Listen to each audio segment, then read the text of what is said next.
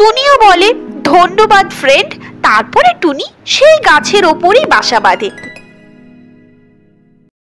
চলো তাহলে আজকের গল্পটা শুরু করি। অনেক দিন আগের কথা, গভীর এক জঙ্গল ছিল। সেই জঙ্গলের ভেতরে একটা গাছ বাস করত। গাছটা ছিল অনেক পুরনো, অনেক বয়স্ক। সে ছিল খুবই দয়ালু। তার গাছের মাথার উপরে সে অনেক পশু পাখিকে বাসা বাঁধতে দিত। সে ছিল সত্যি কাইন্ড আর অনেস্ট।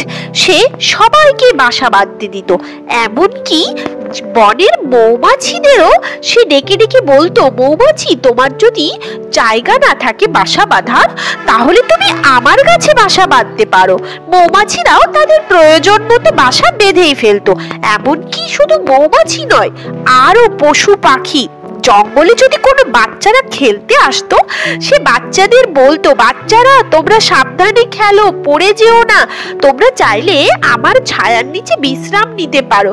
বাচ্চারা তো আর গাছের কথা শুনতে পায় না, বাচ্চারা বুঝতে পারে না। তবে গাছ বাচ্চাদের দিকে অনেক খেয়াল রাখে, অনেক যত্ন করে, কারণ আসলেই সে ভালো মানুষ। শুধু কি তাই, সে তো তার জঙ্গলের জল বাতাস সবারকে খুব ভালোবাসতো। সবার সঙ্গে খুব ভালো বন্ধুত্ব ছিল। সে সর্বদা সব সময় সবাইকে প্রশ্ন করত, তুমি ভালো আছো, তুমি কিছু খেয়েছো, তোমার শরীর ভালো আছে, ইত্যাদি ইত্যাদি। এইভাবেই ভালো মন্দের সাথে সাথে দিনের পর দিন পার হতে যায়।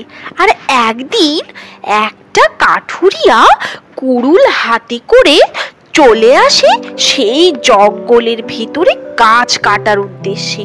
সে এদিক ওদিক খুঁজে বেড়ায় কোন গাছটা কাটবে। তখনই তার এই গাছটা বেশ পছন্দ হয়ে যায়, কারণ গাছটা ছিল হিষ্টপুষ্ট। সে গাছ কাটা শুরু করে দেয়, সাথে সে তার আর একটা ফ্রেন্ডকে ডেকে নেয়। দুই কাঠুরিয়া মিলে গাছটাকে কাটতে শুরু করে দেয়। গাছটা তখন চিৎকার করে বলে, আমাকে কেটো না প্লিজ, আমাকে ছেড়ে দাও। তখন গাছেদের কথা তো আর মানুষেরা শুনতে পায় না, তাই তারা কেটেই যায়। গাছটা চিৎকার করে বলে, কে কোথায় আছো, বাঁচাও, আমি তোমাদের কত সাহায্য করেছি, আমি হলাম জঙ্গলের সব থেকে ভালো বয়স্ক গাছ, আমাকে এইভাবে কাটতে দিও না, কষ্ট পেতে দিও না, কে কোথায় আছো, বাঁচাও। এই ঘটনাটা দূর থেকে একটা শিয়াল লক্ষ্য করে। তারপর শিয়ালটা চুপি চুপি সেখান থেকে বেরিয়ে গিয়ে বলে, না, আমি একা শিয়াল দুটো মানুষের সঙ্গে পেরে উঠবো না, আমি বরঞ্চ মৌমাছিদের খবরটা দিই, ওরা নিশ্চয়ই টাইট করতে পারবে। তারপর শিয়ালটা সেই মৌমাছির গাছের কাছে এসে বলে, মৌমাছি মৌমাছি শোনো, আমাদের জঙ্গলের ভালো গাছটাকে দুটো কাঠুরিয়া এসে কেটে নিচ্ছে। ও তো আমাদের কত ভালোবাসে, আমাদের উচিত ওকে বাঁচানো, কিন্তু আমি একা শিয়াল কতই বা পারবো। তোমরা পুচকে আছো, তোমরা যাও, তোমরা গিয়ে সেই কাঠুরিয়াকে আক্রমণ করো, আমার বিশ্বাস তোমাদের ভয়ে ওরা পালাবেই পালাবে। বাস। সেই মৌমাছিটা উড়ে চলে এসে বলে, অন্য গাছকে জিজ্ঞেস করে, অন্য গাছও দেখিয়ে দেয় গাছটার দিকে। তখন তারা ছুটে এসে সেই কাঠুরিয়াকে আক্রমণ করে, আর কাঠুরিয়া আ করে চিৎকার করতে থাকে। কিন্তু গাছও বলে, মৌমাছি মৌমাছি তোমরা ওকে ছেড়ো না, ও আমাকে কাটছে, মানে জঙ্গলের সব গাছকেই কাটবে, ওকে উচিত শিক্ষা দাও। তখন মৌমাছিদের কামড় খেয়ে কাঠুরিয়া সেখান থেকে পালিয়ে যায়। সেই গাছটি দুষ্টু শিকারীর হাত থেকে রক্ষাও পেয়ে যায়। তারপরে আরো বেশ কয়েকদিন কেটে যায়। একদিন সকালবেলায় টুনি পাখি সেই জঙ্গলের ওপর দিয়ে উড়ে যাচ্ছিল আর বলছিল, আজকে আমার মাথাটা এমন ঘুরছে কেন, শরীরটাও কেমন ঝিমঝিম করছে, আমার বাসাতে দুটো ডিমও আছে, তাড়াতাড়ি যেতে হবে। বাস তখনই টুনি ধুপ করে নিচে পড়ে যায়, মাথা ঘুরে সে পড়ে যায় সেই গাছের নিচে। গাছ তখন বলে, কি হলো টুনি, তোমার কি হলো কি হলো? টুনি তখন বলে যে, আমি জানি না আমার কি হলো, আমার মাথা ঘুরছিল আর আমি পড়ে গেলাম, মনে হয় আমি দুর্বল হয়ে পড়েছি। গাছ তখন টুনিকে বলে, টুনি তুমি চিন্তা করো না, তোমার বাড়ির কারোর নম্বর থাকলে দাও, আমি তাকে ফোন করে ডেকে নিচ্ছি, সে এসে তোমাকে এখান থেকে রেস্কিউ করে নিয়ে যাবে। টুনি তখন বলে, গাছ ভাইয়া, আসলে আমার বাসায় দুটো ডিম ছাড়া কেউই নেই, তাছাড়া আমার ফোনটা আমি আজকে ভুল করে বাড়িতেই ফেলে এসেছি। অন্যদিকে টুনির প্রতিবেশী ছিল আবার একটা জলপরি। জলপরি আর টুনির খুব ভালো বন্ডিং ছিল। আসলে টুনির ঘরটা যে নদীর ধারে ছিল, আর সেই নদীতে জলপরি বাস করত। তাদের বন্ধুত্ব ভীষণ রকমের গাঢ় ও গভীর ছিল। এদিকে যখন সন্ধে হতে থাকে তখন জলপরিও ব্যাকুল হয়ে ওঠে, ছটপট করে এদিক ওদিক ঘুরতে থাকে আর বলে, টুনি তো এত দেরি করে না, আজকে ও ফোনটাও ঘরে ফেলে গেছে। আমি ওকে যে একটা ফোন করে খোঁজ নিব সেটাও পাচ্ছি না। ওর দুই ডিম বাসাতেই রেখে গেছে। আমার কি করা উচিত? আমি কি ডিম দুটো নিয়ে টুনিকে খুঁজতে বেরোবো যদি ওর কোনো বিপদ হয়?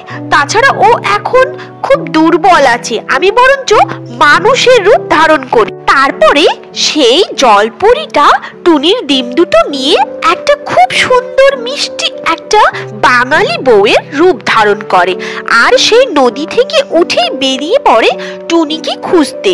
এদিক ওদিক খুঁজতে খুঁজতে সে সেই জঙ্গলের মধ্যে চলে আসে, যে জঙ্গলে টুনি অজ্ঞান হয়ে পড়েছিল। তখন সে ওদিক ওদিক খুঁজতে থাকে আর বলে, টুনি তুমি কোথায়? তোমার ডিম দুটো নিয়ে আমি তোমাকে খুঁজতে বেরিয়েছি, কোথায় গো টুনি, তুমি কোথায়? তখনই জলপরি দেখতে পায় গাছের নিচে টুনি অজ্ঞান হয়ে পড়ে আছে। গাছ বলে, তুমি কে? দেখো না টুনি অজ্ঞান হয়ে পড়ে আছে, আমি ওকে কিভাবে বাঁচাবো? আমি তো ওর গাছ, আমি তো নড়তে পারবো না যে ওকে হসপিটালে নিয়ে যাব। চোখের নিমেষে সেই মানুষটা জলপরির রূপ ধারণ করে, আর সে নিজের রূপে ফিরে এসে বলে, আমি হলাম টুনির ফ্রেন্ড। টুনি মনে হয় দুর্বল হয়ে গেছে, সে নতুন ডিম দিয়েছে, খাওয়া দাওয়া কিছুই করে না, সারা দিন এদিক ওদিক ঘুরে বেড়ায় দেখছি আমি। একথা বলে সেই জলপরি তার যে একটা শক্তি রয়েছে, জাদুই শক্তির সাহায্যে সারিয়ে তোলার চেষ্টা করে, আর ব্যাস দেখতে দেখতে টুনিও সুস্থ হয়ে যায়। আর তখন জলপরিটা টুনিকে তার ডিম দিয়ে বলে, এই নাও টুনি তোমার ডিম। আমার মনে হয় তোমার বেশি ছুটাছুটি করা ঠিক হবে না, তুমি এখানেই রেস্ট করো, তোমার ডিমগুলো নিয়ে এখানেই থাকো। আমি বরঞ্চ এখন আমি জলে চলে গেলাম, আমি কালকে সকাল সকাল এসে আবার তোমাকে দেখে যাব। টুনিও বলে, ধন্যবাদ ফ্রেন্ড। তারপরে টুনি সেই গাছের ওপরেই বাসা বাঁধে। গাছও বলে, খুব ভালো হলো, আমিও সঙ্গী পেলাম, তুমি এখানেই থাকো টুনি। টুনিও সেই গাছে থাকতে রাজি হয়ে যায়, কারণ টুনিও যথেষ্ট দুর্বল। তাছাড়া সে জানতো এই গাছটা সত্যিই ভালো, জঙ্গলে সবার মুখে তার সুনাম শুনেছে। তো জলপরি বলে, ওকে আমি তাহলে গেলাম, কাল আবার আসবো। তারপর টুনিকে সুস্থ করে দিয়ে টুনির ডিম টুনির কাছে পৌঁছে দিয়ে জলপরি নিশ্চিন্তে কোনো চিন্তা ছাড়াই তার নদীর উদ্দেশ্যে রওনা দেয়, কারণ সেখানেই তো তার বাড়ি। তো বন্ধুরা, তোমার জীবনেও কি টুনি আর জলপরির মতো এত ভালো কোনো বন্ধু আছে? যদি বন্ধু থেকে থাকে তাহলে কমেন্টে তার নাম লিখে দিও, আমিও দেখতে চাই তোমাদের কার কার এত ভালো বন্ধু রয়েছে। আর ভিডিওটা যখন এতক্ষণ দেখলো নিশ্চয়ই তোমার ভালো লেগেছে। ভালো লাগলে একটা লাইক করে দিও, আর চ্যানেলটা সাবস্ক্রাইব করে পাশে থেকো ডিয়ার। আবারও দেখা হবে নেক্সট ভিডিওতে।